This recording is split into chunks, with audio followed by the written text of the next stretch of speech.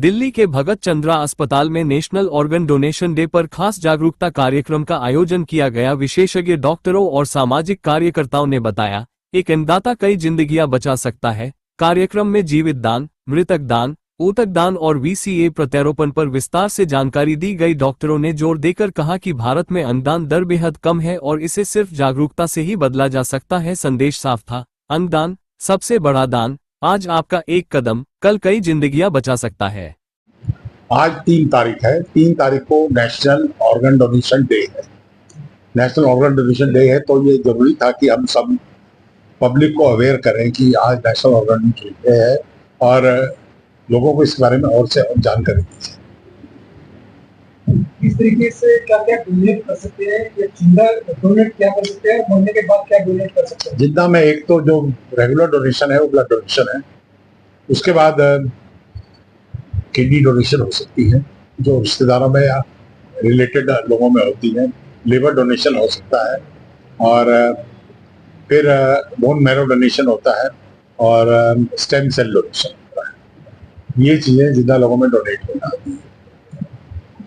Doctor साहब, अगर अन्नदान की बात करें, देश के अंदर कितनी डिमांड है कि जिससे कि किसी की जिंदगी बचे? देखिए, डिमांड 10% भी पूरी नहीं हो रही, तो अभी बहुत काम करने की जरूरत है इस पर और बहुत सारे लोगों को जागरूक होने की जरूरत है। एज क्या होनी चाहिए? एज तो देखिए,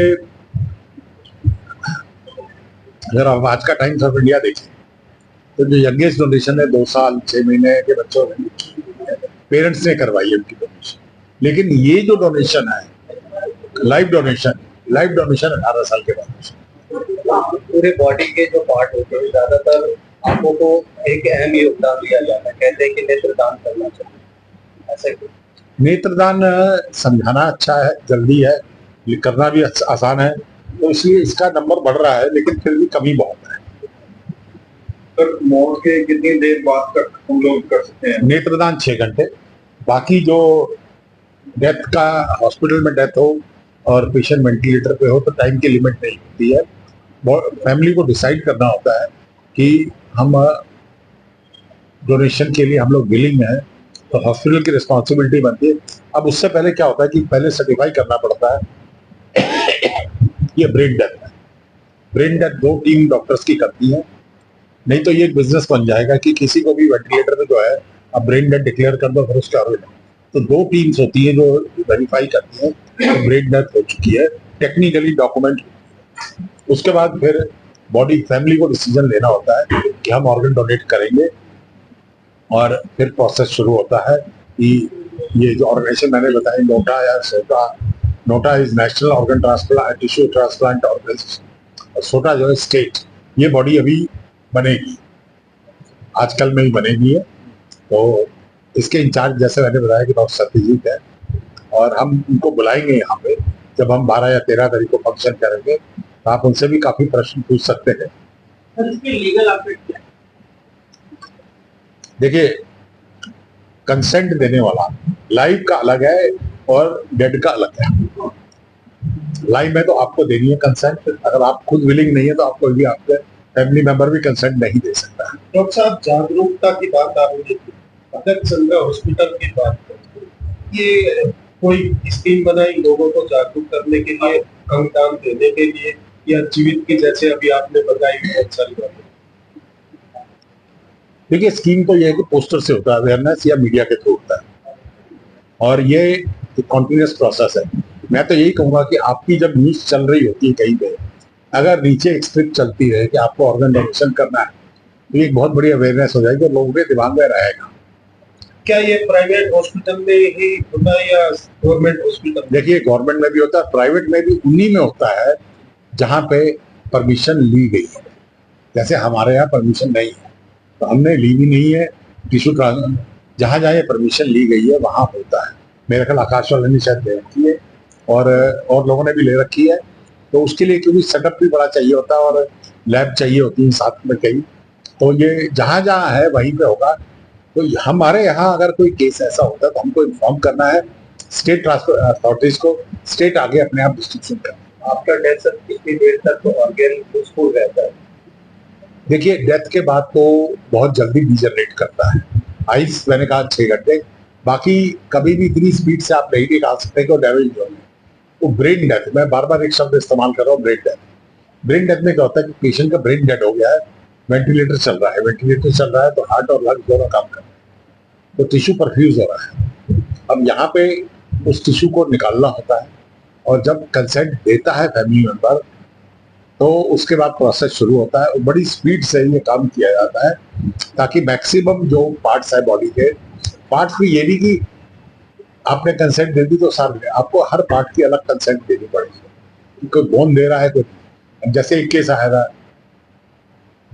लिवर भी डोनेट कर दिया, लंग्स भी डोनेट कर दिया, लेकिन समाउ आई पे अड़ गए कि हम आई डोनेट नहीं करें। बहुत अनयूजुअल था बट वो हुआ ऐसा। तो जब तक आप कंसेंट हर चीज की नहीं देंगे वो नहीं देंगे। डॉक्टर साहब, आपने बोला कि प्रचार होना जरूरी है, जिस तरीके से आपने 13 जो है अनुदानों की बात की है, सरकार 3 अंक पर ज्यादा फोकस करती है। क्या समझोगा, क्या चाहते हैं कि सरकार पर सवाल खड़े हैं, डॉक्टर सीएम पर सवाल खड़े नहीं, सवाल खड़े नहीं है। देखिए ये जो बाकी जो है ना, पैनक्रियास और इंटेस्टीन है, इनकी रिक्वायरमेंट बहुत कम होती है। अब इंटेस्टीन का आपको एग्जांपल जो है सबसे ज्यादा जो आपके पास है, और ये कॉमन भी नहीं है, सब जगह होता नहीं।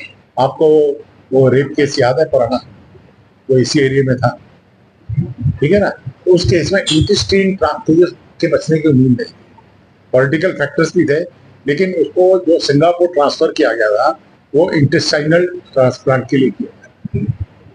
ठीक है, याद आ गया ना। तो जो चीज देखिए, जिस चीज की ज्यादा जरूरत होती है फोकस आदमी उस पर करता है। बहुत ही आदमी चीजों पे फोकस करने का फायदा नहीं होता। हाँ, जिसको चाहिए वो अपना पता करता रहता है। दूसरी है जैसे पैनक्रियास, पैनक्रियास का भी ट्रांसप्लांट आसान नहीं है, और इंटेस्टाइन का नहीं है। लंग्स, हार्ट, लिवर, किडनी, ये होते हैं और हो रहे हैं। तो जिन लोगों को डोनेट करते हैं तो उनको कोई कॉम्प्लिकेशन भी आते हैं हेल्थ को लेकर? देखिए, एक तो मैचिंग का इशू होता है, ब्लड ग्रुप मैचिंग होती है, टिश्यू मैचिंग होती है, और जो लेने वाले होते हैं उनकी लिस्ट पहले बनी होती है। तो जब किसी की ब्रेन डेड डिक्लेयर होता है तो इमीडिएटली मैसेज जाते हैं कि इसका ब्लड ग्रुप मैच करता है। ब्लड ग्रुप के बाद बाकी टिश्यूज मैच किए जाते हैं। पर आजकल इस तरह की मेडिसिन आ गई है कि ब्लड ग्रुप अगर प्रॉपरली मैच हो रहा है तो जनरली ऑर्गन्स ट्रांसप्लांट के लिए ले लिए जाते हैं। कौन-कौन सी बीमारी की स्थिति में डोनेशन होगा? हेपेटाइटिस बी है, हेपेटाइटिस सी है, ठीक है ना, एड्स है। इस केस में कभी भी ऑर्गन नहीं है। अगर सेप्टिसीमिया है, कोई भी सेप्टिसीमिया है, ब्लड में इन्फेक्शन है, अब इन्फेक्शन किसी वजह से भी हो सकता है, लंग से भी हो सकता है, और पेट में आंत फटने से भी हो सकता है, अपेंडिक्स से भी हो सकता है, या कई बार टाइफाइड वगैरह, ये सब सेप्टिसीमिया है। तो इस केस में ऑर्गन ट्रांसप्लांट के लिए नहीं लिया जाता।